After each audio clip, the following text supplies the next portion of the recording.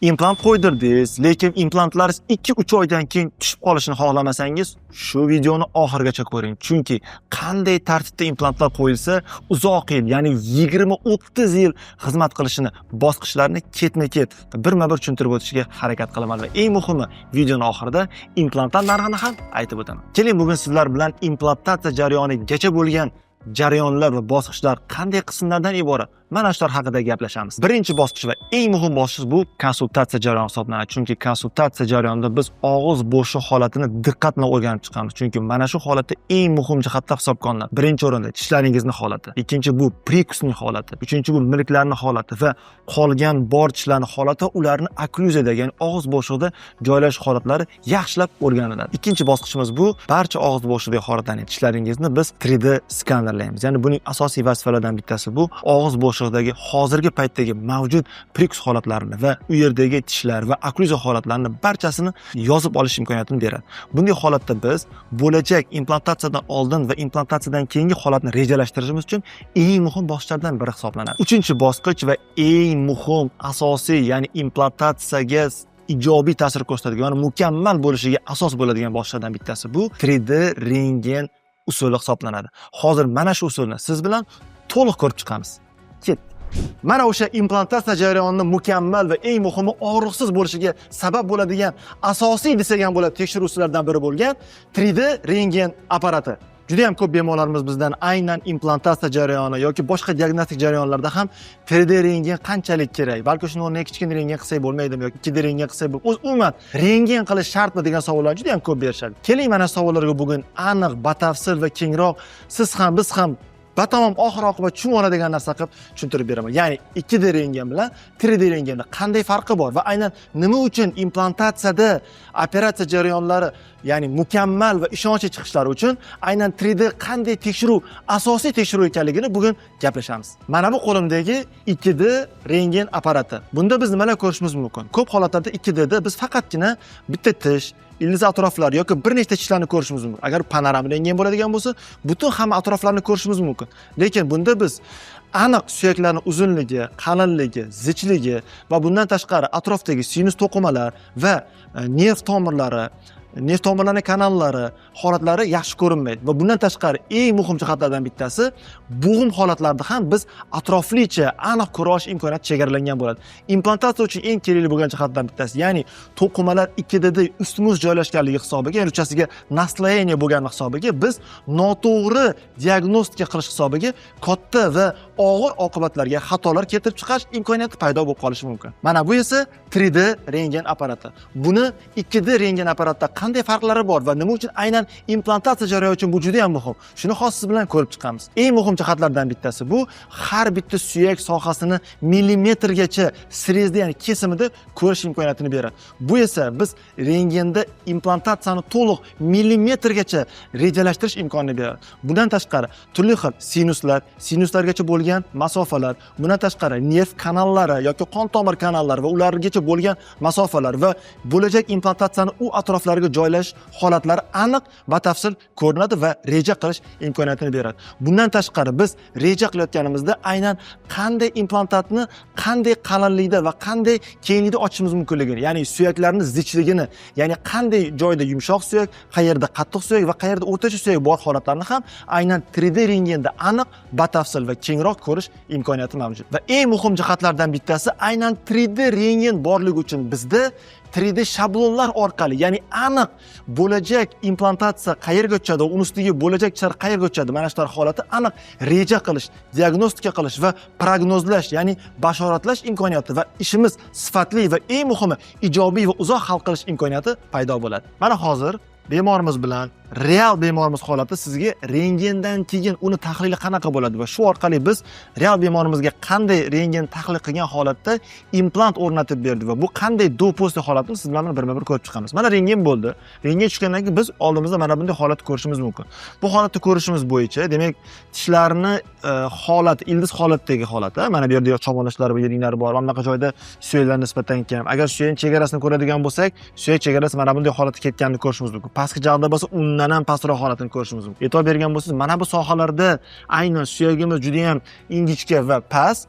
Shuni hisobiga zichligi ham o'ta zich emas, o'rta zichlikda. Tepalarida bo'lsa, ayniqsa mana bu sohalarda suyakni qalinligi va g'ovaklik jihati juda ham g'ovakligini ko'rishimiz mumkin. Va yana ko'rishimiz mumkin, mana bu holatda har bitta tishni uchlarida shamollash belgilari borligi va mana bu tishlarimizni qimalash darajasi yuqori bo'lganligi hisobiga tahlilda shuni xulosaga kelindiki, bu tishlar hammasi olib tashlanadi va o'rniga implantlar o'rnatiladi. Biz ushbu bemorimizga all-in-6, ya'ni hammasi 6 da, ya'ni har bir jag'da 6 da implant qo'yish va uning ustiga tishlar qo'yish usulini tanladik. Chunki bemorimizga tushuntirib bera oldik. Ya'ni rentgen bo'lganda, rentgen to'g'ri tahlil qilinganida va rentgendagi bo'layotgan holatlar bemorga to'liq ochiq oydin tushuntirib berilganda va tahlillar natijasida bu yerdagi holat kelajakda o'zini qanaqa tutadi, shuni hal qilgandagina siz bemoringizga aniq ishonch bilan bashoratlasa bo'ladigan ma'lumot bera olishingiz mumkin bo'ladi. Va bu instrument hozir ko'rib turgan 3D rentgenografiya to'g'ri ma'lumot beradi va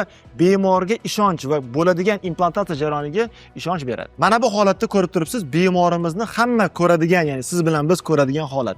Ko'pincha bemorlar mana shu holatni ko'rgandan keyin aytishadi, "Mana bu tishlarim ahvoli yaxshi-ku, yaxshi turibdi-ku" deb. Ha, to'g'ri, bu tishlar yaxshi turibdi, lekin yaxshi ishlamasligi va yaxshi ertaga natija bermasligi ma'lum. Nima uchun? Chunki biz boyagi 3D rentgenda ko'rgan natijalarimiz, tahlillarimiz bu tishlarning birontasi kelajakda yaxshi natija bermasligi oydin va aniq ifoda bo'ladi. Shuni hisobiga mana bu holatda ko'rdingiz va endi keyingi holatda hozir biz qanday holatda implant qo'yganmiz va implant qo'ygan holatini rentgenni ko'rib chiqamiz. Mana bu holatda hozir endi bu rentgen, ya'ni implantatsiyadan keyingi holat. Ya'ni bu yerda ko'rganingizdek to'g'ri rentgen, 3D rentgen to'g'ri tahlil qilinishi va vrach stomatolog xirurg tomonidan to'g'ri rentgenlarning pozitsiyasi ortoped stomatolog bilan birga o'rnatilgan holatni ko'rib turibsiz.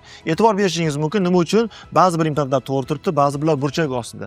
Sababi shuki, biz rentgenni tahlil qilgan paytimizda ko'rdikki, aynan chaynov sohalarida eng biz uchun bemorlarimiz ko'p e'tibor bermasdan yuradigan holat, ya'ni tishlar yo'qotilgandan keyin suyaklar erib ketishi va shuni hisobiga atrofiya kamayib ketish hisobi ko'rinadi va shuni hisobiga bu yerda biz katta implantlar qo'ya olmaymiz, uzun implant qo'ya olmaymiz. Lekin katta implant qo'ya olmasak, ertaga natijaga, chaynov samaradorligiga va ovqatni yaxshi chaynanishiga katta ta'sir ko'rsatadi. Shuni hisobiga biz burchak ostida, ya'ni implantlarning suyaklar ko'proq bo'lgan joyini hisobga olgan holatda eng muhim nagruska, ya'ni katta bosim tushadigan joylarni burchak ostida uzun va qalin implantlar qo'yish imkoniyati berganmiz. Shuni hisobiga all-in-4 yoki all-in-6 holatlarida odatda implantlar mana shunday burchak ostida qo'yiladi. Bu esa o'z navbatida bosimni to'g'ri taqsimlash va bo'lajak implantlar va bo'lajak tishlar uzoq va mukammal xizmat qilishiga yordam beradi. Demak, mana bu holatni ko'rib turibsiz. Bu holatda biz og'iz ichida implant qo'yilgan holati. Endi mana bu joy sizni ozgina cho'chishi mumkin, lekin xavotir olmang. Chunki bizni kuzatuvimiz va bizni o'sha nazoratimiz ostida bo'lgan holatda bir haftalik milk mana shunday holatda bo'ladi va bu hozir eng yaxshi bitayotgan holat hisoblanadi. Va bu holatda biz bir hafta, e'tibor bering, bir haftadan keyin mana shu holatni ko'rib turibsiz. Bu tepacha holati, mana bu pastcha holat. Mana bu holatlar esa o'sha bemorimiz endi suyoqat yoki shunga o'xshagan kashlagan hisoblariga qarashlar yig'ilib qolgan holati. Bu yirik emas, chunki milklar yaxshi, holatlari ham yaxshi hammasi va bu holatga biz keyingi etapda ustilariga временный koronka o'rnatib berganmiz. Ya'ni vaqtinchalik koronka, ko'rganingizdek 4 ta implantlariga 10 ta koronka yuqori jag'iga o'rnatib berganmiz. Mana bu holat esa bu demak tepa jag'iga 10 ta koronka va pastki jag'iga 10 tadan vaqtinchalik sun'iy qoplama o'rnatib bergan holatimiz. Ya'ni bemorimiz mana shu enrich implantlar o'rnatilgan bu yerda va o'sha implantlarimizni ustiga bir haftadan keyin o'rnatib bergan koronkalarimiz. Ya'ni bemorimiz faqatgina bir haftagina tishsiz yurdilar va ustilariga vaqtinchalik sun'iy qoplama qo'yib berdik. Bu sun'iy qoplamalar endi bemorimizning tishlari doimiy ustiga koronka qo'yish uchun bo'ladigan vaqt oralig'ida tishsiz qolmasliklari, ya'ni ovqatlar, yumshoq ovqatdan chaynab turishlari va qolaversa tabassumlari go'zal bo'lib turishlariga yordam beradigan holat hisoblanadi. Demak, mana bu holat esa bizni yakuniy holatimizni yuz ko'rinishini ko'rib turibsiz. E'tibor beradigan bo'lsangiz, tishlari o'zlariga juda ham yarashgan holatda, lekin e'tibor beramiz, bu vaqtinchalik koronka, ya'ni vaqtinchalik sun'iy qoplamalar hisoblanadi, lekin shunday bo'lsa ham bemorimiz o'zlariga juda ham moslashib turibdi va og'iz holatidan ham prikusdan tekshirganimizda hammasi o'zini o'z o'rnida va xudo xolasa ma'lum bir vaqtdan keyin suyaklar yaxshi holatga kelib olgandan keyin implantlar ustiga doimiy bundan da go'zal tishlarni qo'yib o'rnatib beramiz. Xo'p, endi sizda savol tug'ilishi mumkin.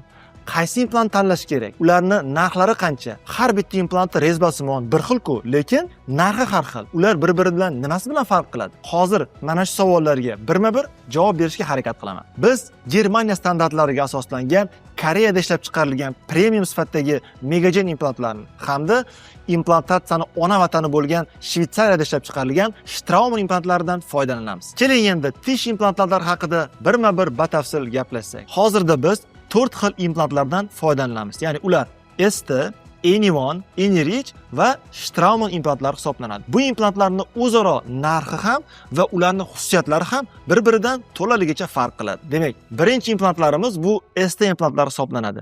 ST implantlarining asosiy xususiyatlaridan bittasi bular alyuminiy oksid kukuni yordamida suyak ichki qismi bombardimon qilinadi, ya'ni g'adir-budirligi oshiriladi. Bu esa ularni suyak bilan ko'proq yuza orqali birikish imkoniyatini beradi. Bugungi kunda ST implantlarning bitish vaqti 3 oydan 6 oygacha vaqtni tashkil qiladi. Bugungi kunda bizning klinikamizda ushbu ST implantlarimizning narxi 3 million 200 ming so'mni tashkil qiladi. Keyingi implantlarimiz bo'ladigan bo'lsa, bu Anyone va Enrich implantlari. Ushbu implantlar ST implantlardan farqli ravishda ularning yuzasi, ya'ni suyak ichki qismi SLA Active tipidagi kalsiy bilan boyitilgan X-Speed yuzaga ega bo'ladi. Ushbu implantlar ushbu yuza ularning osteointegratsiya jarayoni, ya'ni suyak bilan birikish jarayonini tezlashtirib beradi. Shuni hisobiga Anyone implantlarini bitishi 2-2,5 oy, Enrich implantlari esa 1,5 oy ichida ustiga doimiy tish qo'yish uchun tayyor bo'lishadi. Albatta, yuqorida keltirilgan ko'rsatkichlar nafaqat implantlarning turiga, balkim